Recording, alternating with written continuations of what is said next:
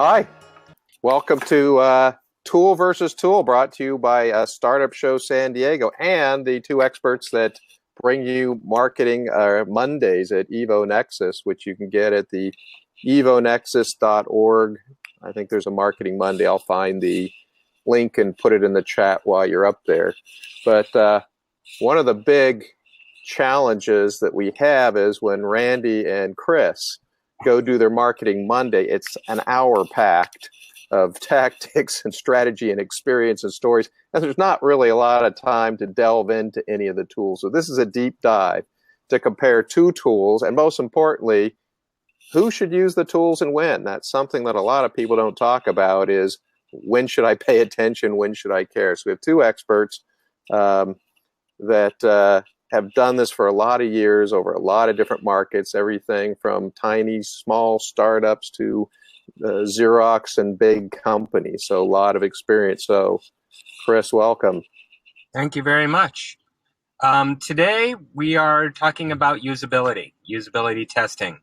A lot of startups have ideas that they're not sure if they're good ideas or not. They need to place those ideas in front of individuals and get feedback. So we're going to show you two usability testing platforms. They're both designed to provide you with external viewpoints or feedback on your site.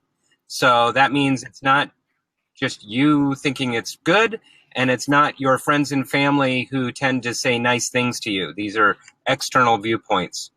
The first one we're going to talk about is usertesting.com. And I'm going to start showing my screen here. But usertesting.com can provide, this is a place where you can receive real people speaking their thoughts and insights about your website or app design. So we'll show you exactly how that happens. So remotely, people will access your website and then tell you what they think about it. The second is Usability Hub. Here you can also receive feedback on your design, but they'll be doing it by providing clicks or typed responses. Both of them are very reasonably priced and in some cases even free, and they're very valuable. You can launch it, and in a matter of an hour, you will have your answers to what people think. So I'm going to go ahead and share my screen right now.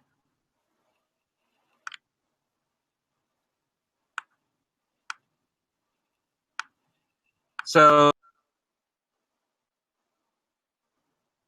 make sure I can find it. And Randy, I put the link to the evonexus.org Marketing Mondays in the chat window for everybody that wants to know how to go to EvoNexus Marketing Monday, which is free information, free drink, free parking, just about everything you could want. Perfect. Thank you. Okay, so what happens with usertesting.com is when you launch a test, you are asked a series of, I think it's 6 questions. Questions are, who would you like to have as your target audience? You can choose things like male, female, age, income, and experience on the web. In other words, do you want people that are very experienced with web usage, or do you want novices? People that are, log on once a week on the web, or do you want people that live on the web? Chris, you're dropping off just a little bit in volume. You were good where you were before. Maybe that's better. So you have your choices of selecting those kind of target audiences. So you can select a target audience. It's not extreme targeting like you do with Facebook ads. I really have no opinion. Oops, that's my, what do you call it, Siri. Well, last week when you were talking about Alexa, I got Alexa here, so I have to be careful. It lights up when I talk about it. So every time you're talking about Alexa, I was having to guard my Alexa to make sure it wasn't going off.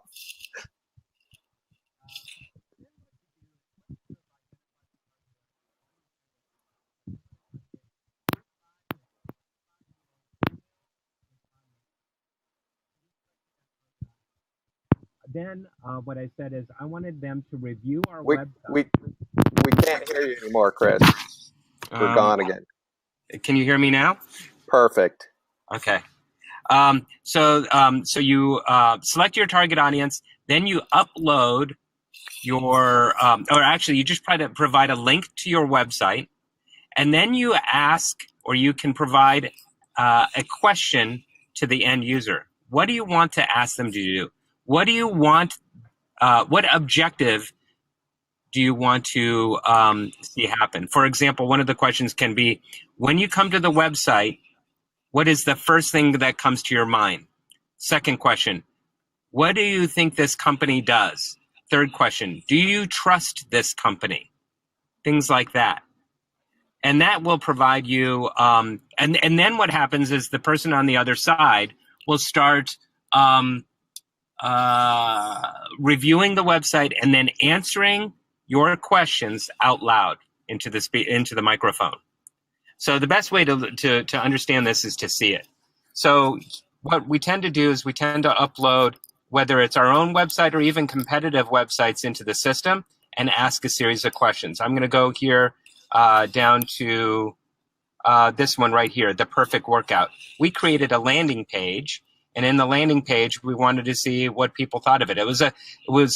We took a newspaper ad that we did, we placed it online, and we wanted to see if the online version of this newspaper seemed to make sense to an individual. Okay, so we're going to view this. Okay. So right here, the person is viewing the website. Over here in the bottom right-hand corner, it says, you can see that little box. It says, please review the information on this site and answer a few questions. What do you think this company does? And I don't know that you can hear this, but the person is talking out loud, explaining exactly what they think, what they're reading it, and telling their thoughts.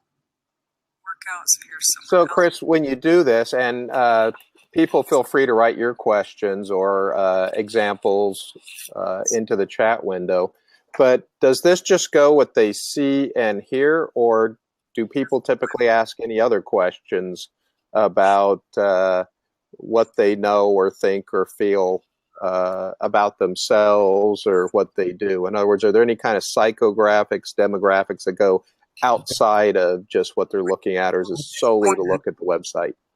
At this point in time with user testing, for the $50 per user, there's no additional psychographics. So that's, you get basic demographic information that you can target. You can, however, clip important parts of the video or of the user test. You can see over here on the right-hand side, I clip things. So, for example, I clipped here at 8 minutes and 20 seconds into the user test. The person watched the video. One of the things that I noticed that whenever doing user testing, you get to realize just how many people don't actually watch the video, or when they do watch the video, they watch about 2 seconds and then stop. So you can see whether or not they're engaged and what makes them engage with your video.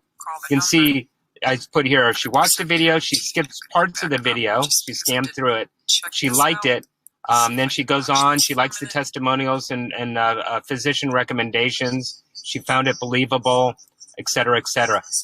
One question I asked is, would you call the phone number on the screen? She says, no, I would not call, but I would fill out the form. So you can get all kinds of interesting information. So these are notes that you're creating as you're looking at the response, while you're looking basically at the playback. Correct. And how do they respond? Do they respond by typing or by? They respond all by voice. Okay. They respond by voice. Right, so you ask the questions prior to them watching to the video, so you can't do this live. You ask them prior to them watching the video, and then they're going to watch, or not watching the video, before they access your website. Then when they're on your website, then they'll answer it via voice. And Eric, if I may for a second, one of the things that we were testing here so the audience kind of gets an idea is we were tracking the marketing and sales funnel, as Chris mentioned, for this typical print ad that we had, and we were having trouble converting people through the funnel. And so to kind of solve that, we used user testing, use the demographic of the target audience or the persona to see what would prevent them from actually setting up an appointment. In this case, we were having trouble with, and we were able to get some great insights of what the problems were. And from there, we actually tested different landing pages to try to solve that problem. So it's a very good insight for a very low price as a startup company to be able to get that exact feedback from a typical type customer on the web. And Yeah, is this U.S. only? Is it international? I believe this is U.S. only at this point in time. Does this interest you? Yep, good question there. If I haven't tried international yet. It might interest me. Yeah, I haven't either. You can see here too on my notes on the right. He says you can see that it sounds too good to be true.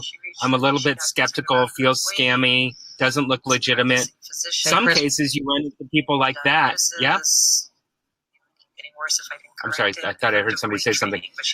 But we noticed that how we present this data becomes really important in order to be trustworthy for the individual so that we can increase conversions. So we're constantly testing how we can present critical conversion information to an individual. So we can test here before we go live. To make it more believable, I would probably put. So there's a few examples.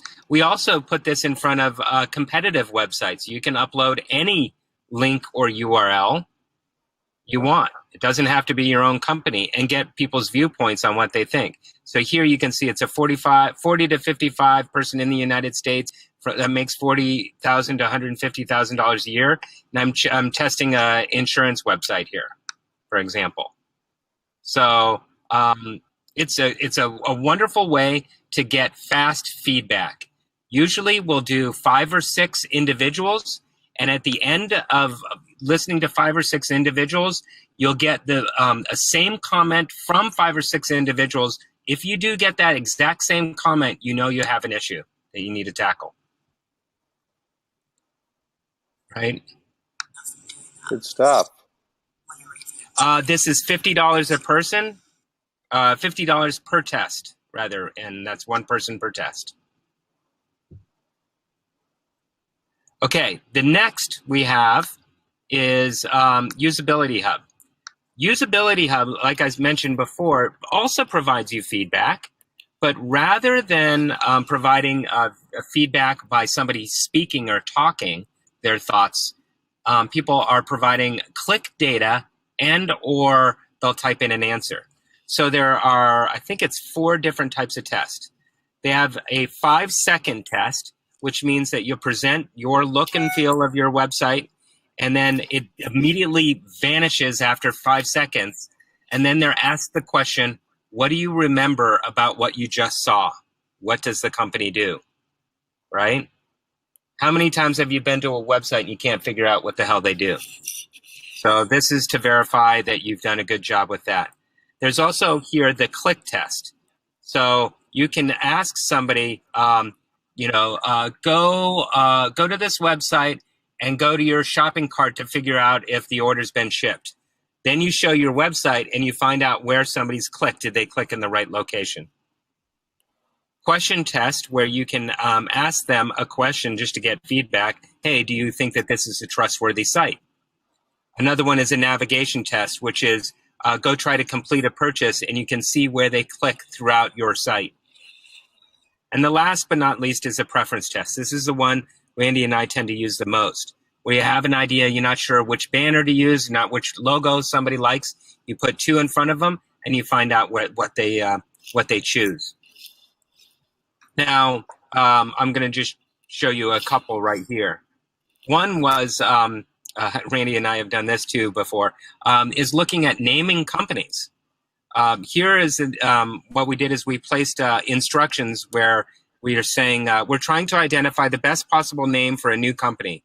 It offers a simple and fast way to search, find, and apply for disability insurance. Disability insurance pays for a portion of your salary should you become injured. Which name and URL do you prefer? This first one right here says Income Guardians. Pay the bills when you're unable to work. Blah, blah, blah. The second one says SaveYourBacon.com. Pay the bills when you're unable to work. See, this one was identified by our CEO at the time that we were working with, and he thought this was the greatest name in the world. Save Your Bacon. Everybody's going to love that, right? So I'm like, well, let's find out. So we put those two names in front. And what happened was 17 people chose Income Guardian. 3 people chose Save Your Bacon. It was an unmistakable win for Income Guardians. That was the name we ended up with, right? So there's an example of an A-B split, like what you can do. Another one is a click test. I'm going to show you here. And you can do a lot of things with a click test. One we were doing with the Perfect Workout logo. And they had 3 different versions of the logo here. You can see one here just says the Perfect Workout. See a little 20 minutes in that little thing there. This one said the Perfect Workout, but it said reshape your body in 20 minutes versus this one that said the Perfect Workout, 20 minutes twice a week, guaranteed results. And we just asked people to click on the one they liked the most. And you can see it's like a heat map of where people were clicking. You can see the majority of people were clicking on this last logo. So there are many different types of tests that you can run. You can run a 5-second test. Let's see if I can't show you an. I can. Second, I was going to take a test, and so we could show you. Oops. 1 second. Can you guys hear me? Yep, you sounded great. Okay. I'm going to show you how to, I'm going to take a test so you can see how this works. And the take a test logo button has moved. So give me a second.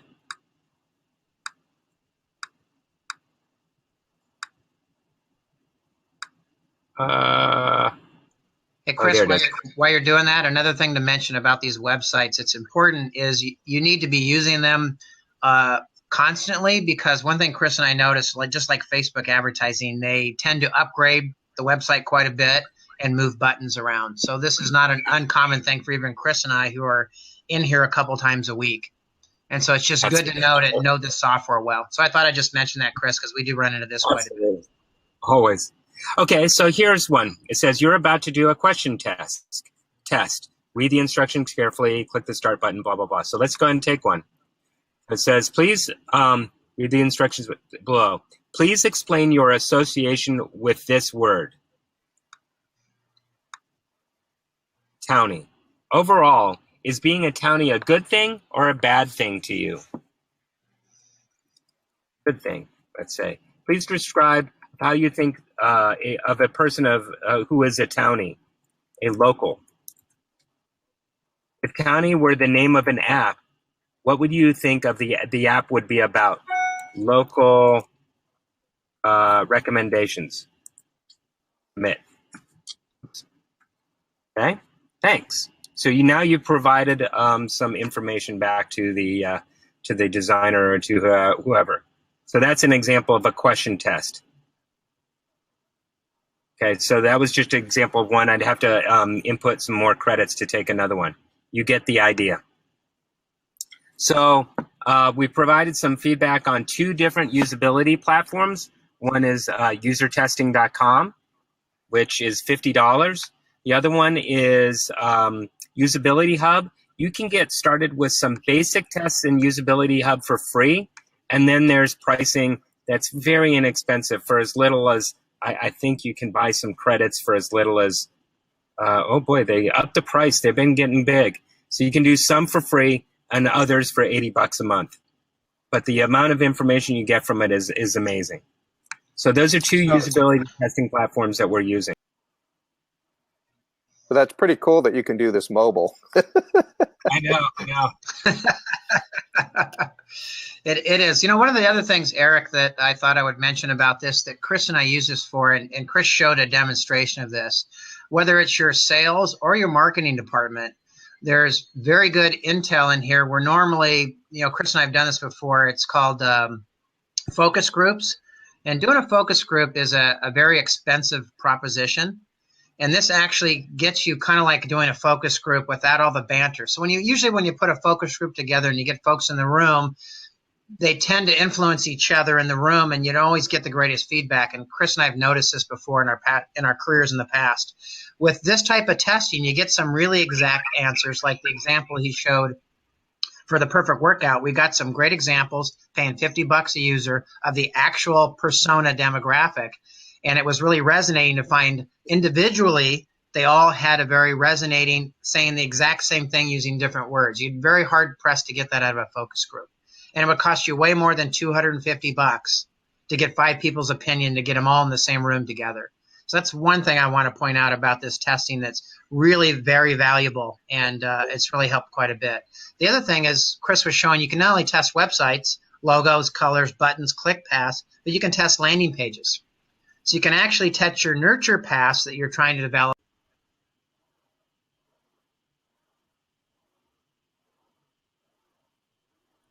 Did we lose Randy? I don't see him. He dropped off. Yeah, but he's right.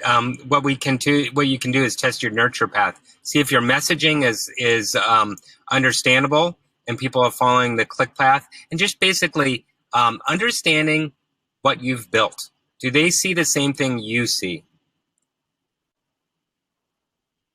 There's Randy back. Randy's trying to get back on. Sorry, guys, I got bounced off, so I must have said the wrong word. But anyway, you kind of get the idea. You can test many different things for both departments, and it really helps you in a very efficient way get some great feedback. And so you're not basing it on people's opinions or what their gut is. You're actually getting it live from somebody else, a third party. So it's a good data-centric way to run your marketing and or your sales department. Very good.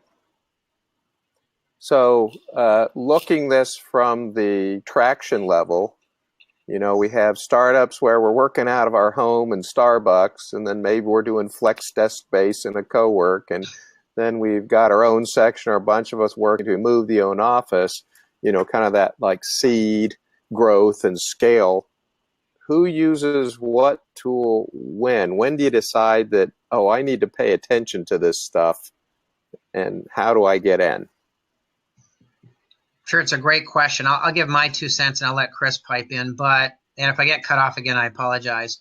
But you can actually use this at many stages of growth. You can use this when you have an idea and you want to start a company as you're doing dry testing. You can, as Chris mentioned, you can figure out the right logo, figure out the right name of the website, as in his example of the insurance company. If you notice, the text below the name was identical for both tests. It was just the name of the URL that was different. Mm-hmm. So that could help you right there before you buy a website, getting the name right before you spend that money. You could also use it in a traction company. Let's say you've done a dry test. Now you're trying to build the funnel in your seed round. You've got some money now to do some marketing. You can make sure that you maximize that marketing by not guessing what the next right thing to do is. When you run into trouble, actually do some of this testing. And it'll help you put you back on the right path, or at least close to the right path, to figure out what's broken. As we showed with the perfect workout, they thought they knew what they were doing because the print ads worked very well, but it didn't work very well online. So it translated differently online. So that's another angle for that. And so I'll let Chris add anything to what I just said. And yeah, feel free, those watching, to add any additional questions into the chat window. Sure. Go ahead, Chris. I would also mention that prior to launch, we would highly recommend using both of these, but specifically user testing, to test your competitors or other companies in your category. So you can get an understanding of what people think. Like, everybody always sits around and goes, nobody likes our competitor. They're terrible. They do everything wrong. And that's just a bunch of people talking in a room. I mean, the people are obviously buying from them or doing something right. Got to figure out what they're doing right and what they're doing wrong.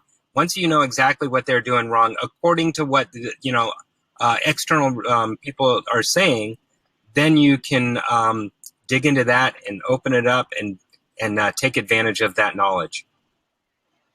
And to build on what Chris just said, that helps you with, as Chris mentioned, that's your position and where you are in the market. So whether like competition or not, they're there. If they weren't there, they wouldn't be a competitor. You wouldn't worry about them. And you can figure out, again, where they're missing the boat, or, as Chris said, wrong. And that might be the niche that you go into in that market and take some market share away.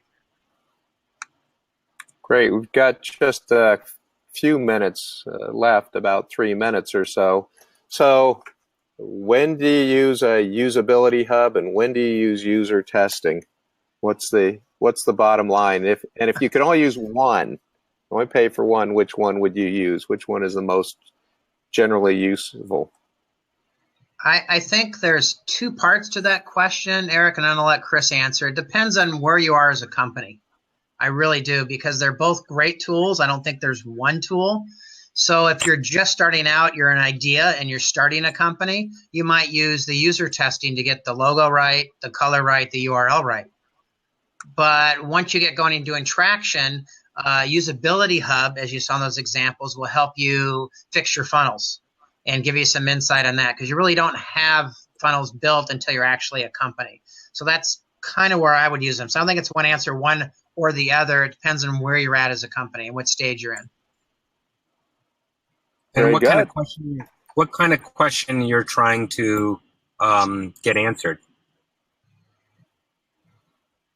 And another thing for that, I think this is a great one. We talk about this often, Eric, and well, I'll chuckle when I say it. If you're doing A/B testing, we all know you need to do A/B/C testing, because C stands for CEO, and so you want to be able to flesh out those ideas. And this could help with that. And actually, Chris and I have used this for that example exactly, with a CEO that had an opinion, and we proved him right or wrong based on the data. Once you show a CEO data that suggests they're right or wrong, they'll accept it. But you can't just say, I just think you're wrong. So getting external numbers or feedback is absolutely critical. Great. So we're just about out of time. But first of all, everybody go to the links in the chat, the evonexus.org/events/marketing-mondays-evonexus. Boy, that's a long one. If you go to evonexus.org, you can see Marketing Mondays about once a month in San Diego, once a month in Irvine. Great course. Yeah, PowerPoints, training, lots of questions answered, but you don't get quite the time you do here to go over the tools, but even free parking. So encourage everybody to do that. Also encourage everybody to subscribe to our new podcast, which you can find at any tool at Startup, and the second word show, and third SD. So Startup, show, and SD through Stitcher, iPod, whatever your tools, you should be able to find it. That goes live tomorrow. And I kind of like to know people's opinion on whether we should maybe we should do user testing, whether we should put a video podcast out of tool versus tool. So we can do that too. We've got both an audio, video. We're pushing the audio for tomorrow. Week after that, we'll push video, but we could actually do video tool versus tool. So love to get back on that. As always, you can find videos and everything at startupshowsd.com and on our YouTube channel. And of course, next Thursday, we'll be posting this on our YouTube channel. And then the Thursday after that, we'll have yet another battle of the tools. Any last words from you guys? That's it. All right. Thanks, everybody, for watching. Send in your suggestions on what you would like to see on tool versus tool.